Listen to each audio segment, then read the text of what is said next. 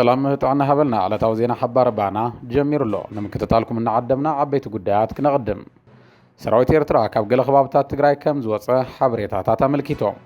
بقلنا تفت محبراو ميديا تقارون إرتراوان نستجمر ركب سحيبو مسمر من قد عد قرات زالان بسا مخفاتو زفلتيو سراويت إرترا زقبرو زلو من قصغات نزل أسلام دو ويس نقزيو تاكتيك حبار بانا كدهسسويو أبقزيو معقوب زركبو تمزابلت بسنك تميت أف موت كم زركبو تحبيرو أما عقب سدتنياتات السودان زقاطة ما حد بتوبار حاون زسعبو قداتن كبون أبسقر يابل على تجارو زقاطة منجر حبار بانا كو كسكوميو سرعات بلصقنان شعبيان جمرو بروباغندا خوينات حزبون تتناخيرو قتيلو الله منستر حبريته حقدف سرعات بلصقنا حاسوت متلالن طلمتن كاب كن حلاقتو يوم كبل نقيف ولو أمباسادر دينا مفتي إرتران إثيوبيان نورا أفريكان تحمسلا بمبال مخصاصو حبار بانا مصبصابو ذكريو قالوي بروباغندا خلت يوم سرعاتنا بي كم رحيو مس سقاطاتو كندهسسوينا سراويت إرترا كاب سوسنو كبابتات غزات تግራይ ملقاقو حبريتاتات يوصولو سراويت إرترا بحيل حزبهم كاب زنبرو ገለ خبابتات ملقاق مجمرو مساخر عيني كاب زالامبسا ገሊጾም كم فلفل حبريت حد عبي حيل سراويت إرترا 26 قنبت 2017 عام تمرت كاب استفلالو كبابتات كم زلا زملاخت خوينو اتن استرف احدوتاتو دما كاب لومي 27 قنبت جميرن موصا خمس جمرا املكيتولو እዚ ዝተገለጸ ኣብ ዝዋን ኣብ መንጎ መንግስታት ኢትዮጵያን ኤርትራን ወጥሪ ኣብ ዝነገሰሉ እዋን እዩ መንግስቲ ኢትዮጵያ ብፍላይ ካብ ቀረባዋን ጀሚሩ ሰራዊት ኤርትራ ኣብ ግዛት ትግራይ ከም ዘሎን ክወጽእ ከም ዘለዎን ተደጋጋሚ ጻውዒታት ይገብር ምህላው ዝፍለጥ እዩ አባል ፓርላማ ኢትዮጵያ ዝኾነ አምባሳደር ዲና ሙፍቲ ኣብ ሰሙን ሰራዊት ኤርትራ ኣብ ግዛት ትግራይ ከም ዘሎን ንኽለቅ ቅድማ ማሕበረሰብ ዓለም ጸጥታ ንኽገብርን ምጽውዑ ሓባር ባና ምጽብጻቡ ዝዝከር እዩ حز سراويت إرترا كامريت تجري نخوات تصاوير زغرب أمباسادر دينا مفتي عبد 2013 عام تمرت سراويت إرترا ناب تجري آتوني لهم يخحدو كابدنا برام مرار حبل سجنا حدا مخانو زفلتيو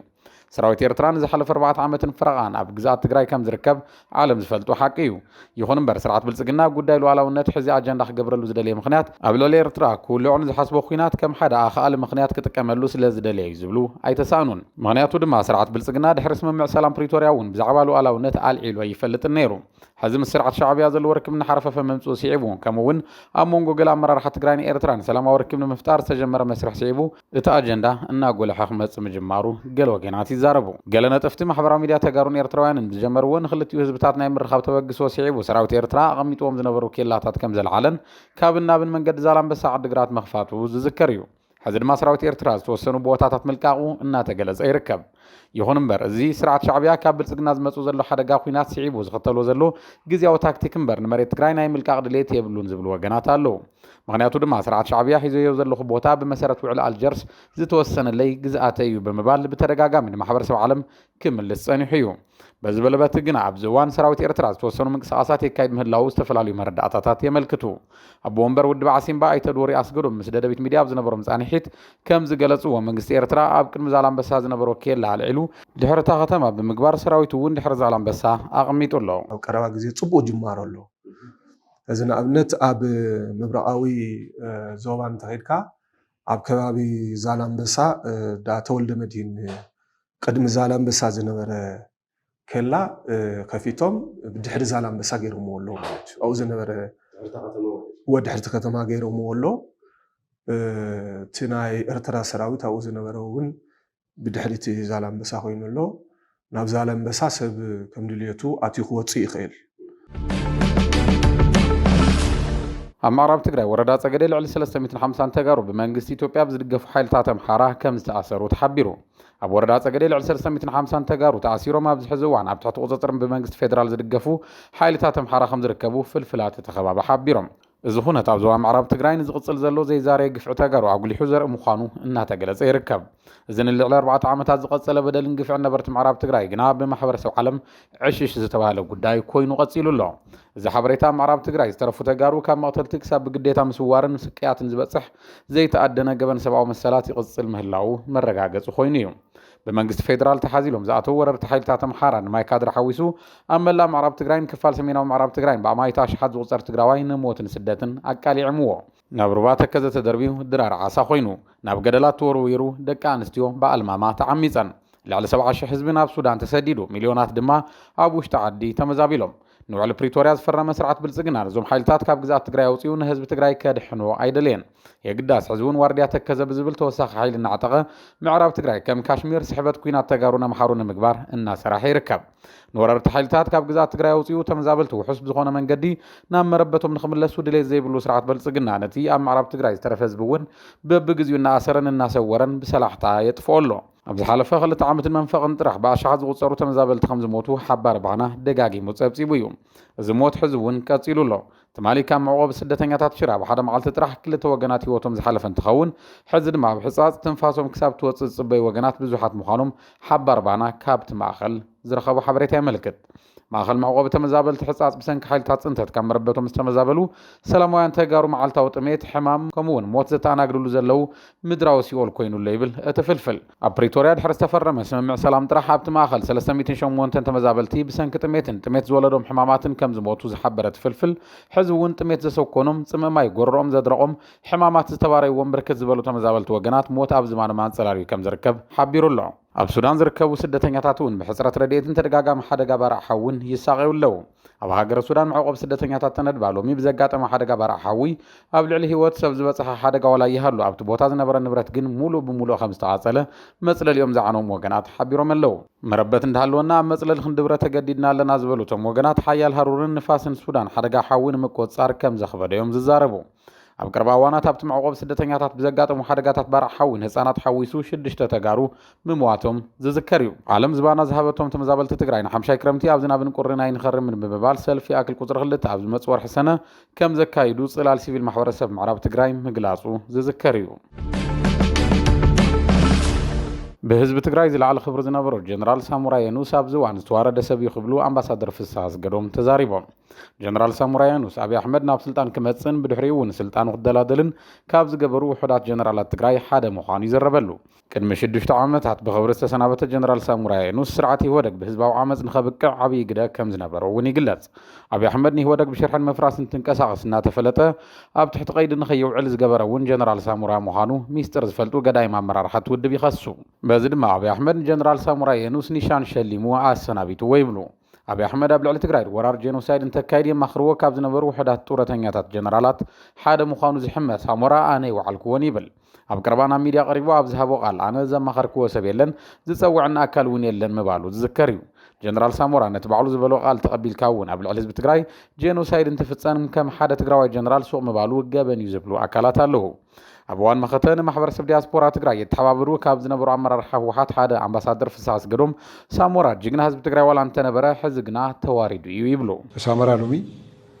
ኣይደኖ ጅግና እዩ ኢሉ ዝዛረብ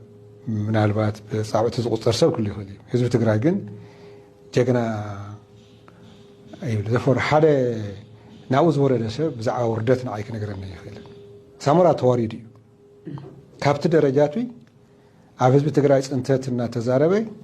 ኣይ ብኣካል ኣይ ብኣፉ ኣብ ግዛዕ እዩ ፀኒሑ ሳሞራ ብዝተፈላለዩ ሚድያታት ኣብ ዝሃቦ ርእይቶ እቲ ኩናት ክጅመር ዘይነበሮ ኢሉ ከም ዝኣምን ገሊጹ እዩ ንኣመራርሓ ትግራይ ብፍላይ ድማ ንኣመራርሓ ህወሓት እውን ብተደጋጋሚ እንትወቅስ ተሰሚዑ ኣምባሳደር ፍስሐ ግና ንባዕሉ ዝተዋረደ ሰብ ብዛዕባ ውርደት ንዓይ ክነግረኒ ይኽእልን ብምባል ንጀነራል ሳሙራይ የኑስ ይወቕሱ ኣብ ዝሓለፈ ሰሙን ጀነራል ሳሙራይ የኑስ ብመንግስቲ ኢትዮጵያ ፃውዒት ተገይሩሉ ዳግም ናብ ሰራዊት ኢትዮጵያ ተፀምቢሩ እዩ ዝብል ሓበሬታ ብሰፊሑ ተወዚዑ ነይሩ ስልጣን ከም ዝተዋህቦ ዝገልጹ ሓበሬታታት እውን ወፂኦም እዮም እንተኾነ ጀነራል ሳሙራ ወረ ካብ ሓቂ ዝረሓቐ ምዃኑ እዩ ዝገልጽ አብይ አሕመድ ኣማኽረኒ እንተይሉኒ ከም ማኽሮየ ብምባል ደጋጊሙ ዝገለጸ ሳሙራ ኣብይ ኣብ ልዕሊ ኤርትራ ንዝኸፍቶ ኩናት ካብ ፀውዖም ጡረተኛ ጀነራላት ተጋሩ ሓደ ምዃኑ ሓበሬታታት ተደጋጊሞም ይወፁ ኣለዉ ኣብ እዋን ጄኖሳይድ ትግራይ ንሰራዊት ብልጽግና መሪሑ ናብ መቐለ ዝኣተወ ጀነራል ዮሃንስ ገብረ መስቀል መንጋግ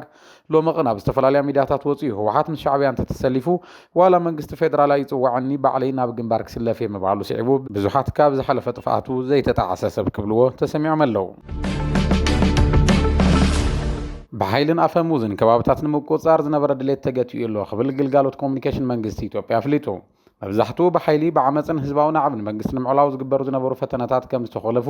ሚኒስትር ጉዳያት ኮሙኒኬሽን ኢትዮጵያ ለገሰትሉ ተዛሪቡ ሕዚ ኣብ ኢትዮጵያ ዘሎ ህልው ኩነታት ሰላም ኣሽንኳይዶ ብዝሓለፉ 7 ዓመታት ሳብ ዝሓለፈ ወርሒ ካብ ዝነበረ ዝሓሸ ክብል እቲ ሚኒስተር ተዛሪቡ ኣብዚ እዋን ንሰራዊት ምክልኻል ፊት ንፊት ዝገጥም ሓይሊ ከምዘየለ እውን ተዛሪቡ ኣሎ ፖለቲካዊ ረብሓ ዘለዎም ዘይኮኑስ ቁጠባዊ ረብሓ ዘለዎም ሓይልታት ብዝተወደበ መንገድን ሰባት ብምግዳድ ገንዘብ ንምቕባል ፀገም ዝፈጥሩሉ ከም ዝነበረ ዝገለጸ ለገሰትሉ ሕዚ ግን ኣፀገም ከም ዘየለዩ ተዛሪቡ ንሓሳብ እቲ ሚኒስተር ስዒቡ ዝተፈላለዩ ኣካላት ርእቶታት እናሃቡ እንትኾኑ